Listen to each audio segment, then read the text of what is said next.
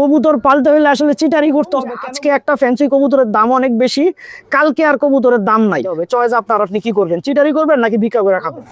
কবুতর থেকে বড় জোর কবুতরের খরচটা তোলা সম্ভব, এর থেকে বেশি কিছু সম্ভব না। আসসালামু আলাইকুম দর্শকবৃন্দ, কি অবস্থা সবার? কেমন আছেন আপনারা সবাই? আপনাদের সবাইকে আমার নতুন একটা ভিডিওতে স্বাগতম। দর্শকবৃন্দ, আমি একটা প্রশ্ন সবচাইতে বেশি পাই প্রবাসীদের থেকে, সেটা হচ্ছে, ভাই দেখেন আমি এখন বিদেশে আছি, আমি দেশে আইসা কিছু করতে চাই, তো আমি সিদ্ধান্ত নিছি আমি একটা কবুতরের খামার করব।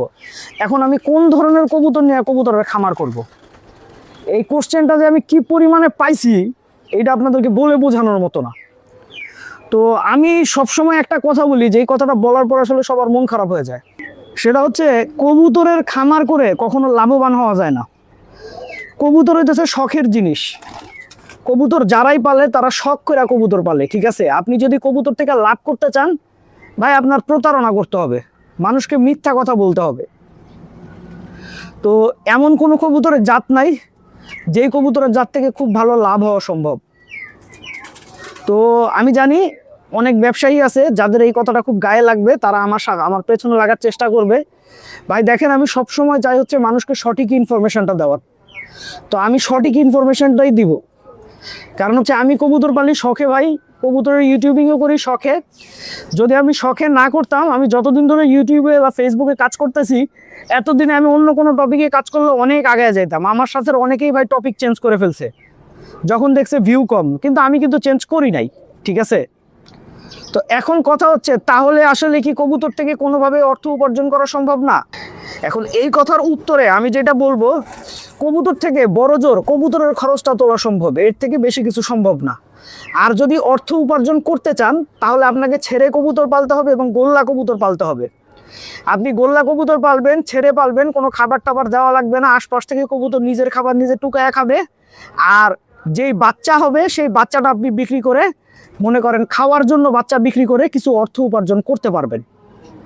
আর এছাড়া কবুতর রেসিং এর ক্ষেত্রে যে ব্যাপারটা হয়, যেই সব কবুতর দিয়ে রেসিং করা হয়, এইসব কবুতরের মোটামুটি একটা ভ্যালু আছে, কিন্তু ভাই এই ভ্যালু অর্জন করতে গিয়ে আপনার যে খরচ হয়ে যাবে, সেই খরচে আপনি তুলতে পারবেন না। আর ফ্যান্সি কবুতরের অবস্থা হচ্ছে অনেকটা এরকম, যে আজকে একটা ফ্যান্সি কবুতরের দাম অনেক বেশি, কালকে আর কবুতরের দাম নাই। তার মানে যেই জিনিসের মার্কেটে আসলে যেই জিনিস পর্যাপ্ত পরিমাণে নাই, সেই জিনিসের আসলে আপনার দাম বেশি। আর যখনই মার্কেটে পর্যাপ্ত পরিমাণ হয়ে যাবে, তার মানে আপনি তো ওইটা করলে আপনি তো পর্যাপ্ত পরিমাণে করে ফেলবেন, তখনই ওই কবুতরের দাম কমে যাবে। আলটিমেটলি ব্যাপারটা এইটাই। আর যদি আমি যে শুরুতে একটা কথা বললাম, কবুতর পালতে হলে আসলে চিটারি করতে হবে, কেন বলছি? সাপোজ মনে করেন আপনি কোথা থেকে একটা কবুতর কিনলেন, গিরিবাজ কবুতর, নর্মাল একটা কবুতর। এই কবুতরটা আপনি কিনছেন হচ্ছে 1000 টাকা দিয়ে, আপনি এখন এই কবুতরটা 5000 টাকা বেচবেন। আপনি মনে করেন মিথ্যার আশ্রয় নিলেন, আপনি বললেন এটা একটা রেজাল্ট করা কবুতর, এটার খুব ভালো রেজাল্ট আছে, নেন টেন হাবিজাবি দিয়ে আপনি বেচা ফলাইলেন। কিন্তু ওইটাই আপনার জীবনের শেষ বেচা, আর জীবনে বেচতে পারবেন না বেশি দামে কবুতর, কারণ যে আপনার থেকে কিনছে সে তো বুঝেই ফেলবে আপনি তার সাথে প্রতারণা করছেন। তাহলে এই মুহূর্তে আসলে আমি যেটা সাজেস্ট করব, শখে যদি কবুতর পালতে চান কবুতর পালতে পারেন, কিন্তু পেশা হিসাবে কবুতরকে নিয়েন না। শখ আর পেশা কখনো এক জিনিস হয় না ভাই। কবুতর পালা শখ হতে পারে, কিন্তু পেশা হওয়া সম্ভব না, ঠিক আছে? আপনাকে বেঁচে থাকার জন্য, আপনার জীবনযাত্রা চালিয়ে নেওয়ার জন্য আপনাকে অন্য কিছু করতে হবে, শখে কবুতর পালতে হবে। আর যদি কবুতরকে এভাবে মনে করেন পেশা বানানোর কথা ভাবেন, যে সারা জীবন কবুতরই পালবেন, শুধু আর কিছু করবেন না, তাহলে ভাই আপনার টুডে অ্যান্ড টুমরো হয় চিটারি করতে হবে, নাহলে ভিক্ষা করে খাইতে হবে। চয়েস আপনার, আপনি কি করবেন? চিটারি করবেন নাকি ভিক্ষা করে খাবেন? এখন শেষে দর্শকবৃন্দ একটা কথা বলতে চাই। দেখেন, আমি সবসময় চেষ্টা করি আমার ভিডিও যারা দেখে তারা সবাই কবুতর প্রেমিক, তাদেরকে একটা সঠিক দিক নির্দেশনা দিতে। তো এই আমার কথার মাধ্যমে যদি কেউ ভাই কষ্ট পেয়ে থাকেন, আমার কথায় আমাকে ভাই হিসেবে মাফ করে দিয়েন ভাই।